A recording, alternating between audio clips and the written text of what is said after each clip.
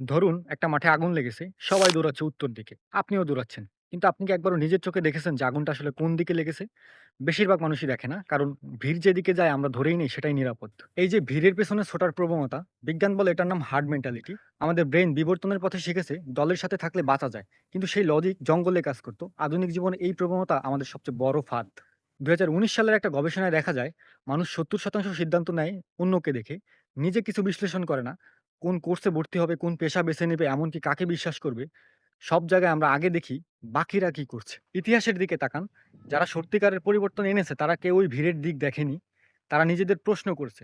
তাহলে কিভাবে নিজের বুদ্ধি ব্যবহার করবেন? একটাই অভ্যাস গড়ুন, যে কোনো সিদ্ধান্ত নেওয়ার আগে নিজেকে জিজ্ঞেস করুন, এটা আমি নিজে বুঝে করছি নাকি শুধু অন্যরা করছে বলে আমি করছি। এই একটা প্রশ্ন আপনার জীবনের সিদ্ধান্তগুলোর আমল বদলে দিতে পারে।